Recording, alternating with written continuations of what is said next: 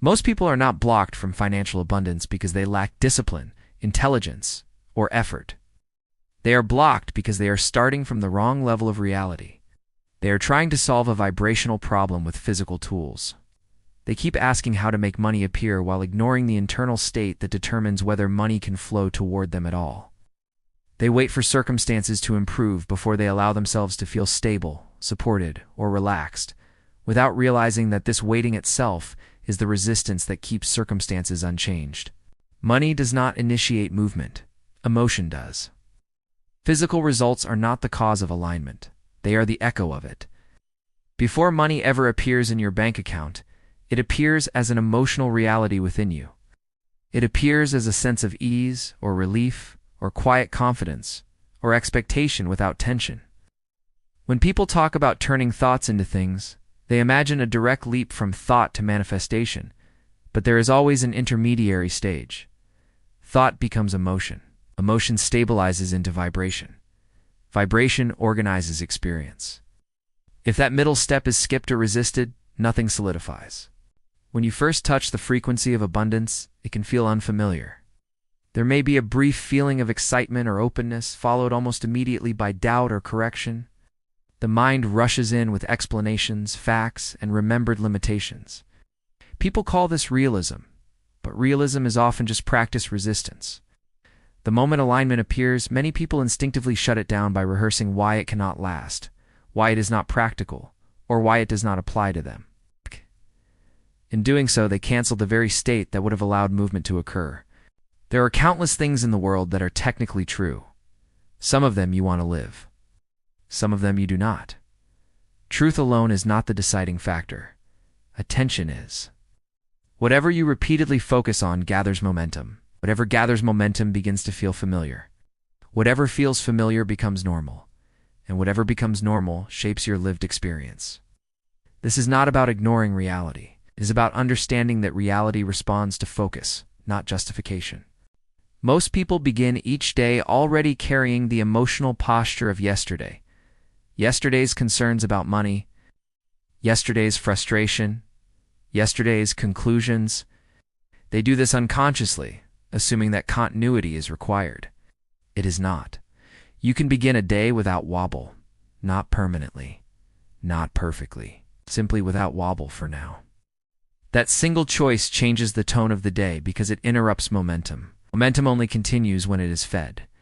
As the day unfolds, you may notice moments of subtle discomfort, a heaviness, a tightening, a vague unease that seems to come from nowhere. That sensation is not random. It is the emotional signal of a thought you have been practicing long enough for it to surface. You do not need to confront it, analyze it, or resolve it immediately. Doing so often adds momentum. Recognition alone is enough to loosen its hold. From that space, you can redirect toward what you would rather feel, which is always a more powerful move than arguing with what you do not want. Beliefs are not fixed truths, they are habits of thought. Belief is simply a thought repeated until it feels unquestionable, and anything that was practiced can be unpracticed. Much of the emotional discomfort people accept as normal is unnecessary. Once that becomes clear, suffering loses its authority. It becomes optional, not because life is perfect, but because attention is selective.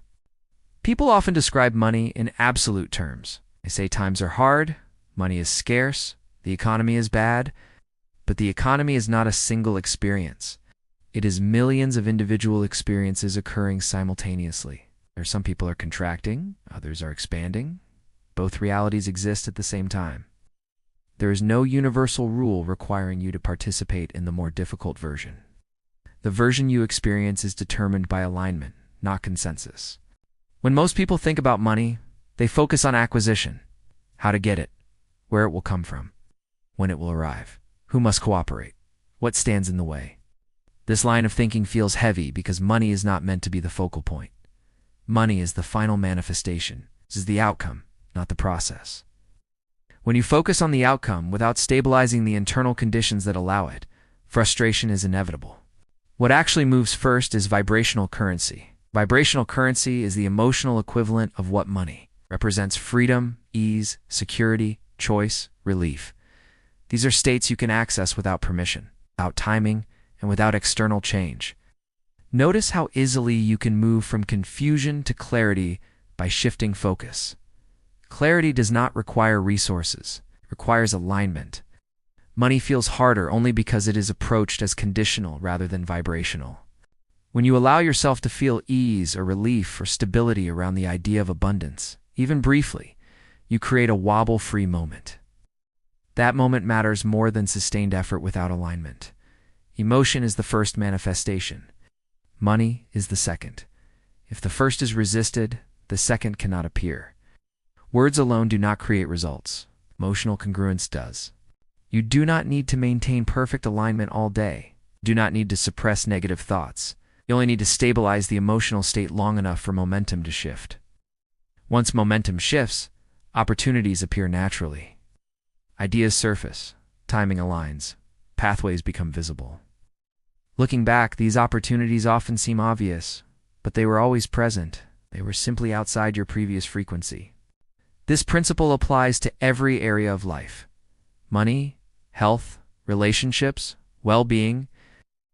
When something feels overwhelming, do not try to erase it mentally.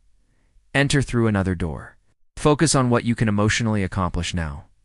There is always evidence of stability somewhere, something functioning, something supporting you. Amplifying that evidence strengthens alignment faster than struggling against what feels broken. You do not need emotional strength for long periods of time. You only need alignment long enough for the balance to tip. That is how thoughts become things, not through force, not through denial, through care. You care about how you feel. You become unwilling to think thoughts that shrink you or scare you, not because they are forbidden, but because they are inefficient. When you live this way, abundance stops feeling like something you chase. It becomes something you allow. So it was never missing. You were simply tuned elsewhere.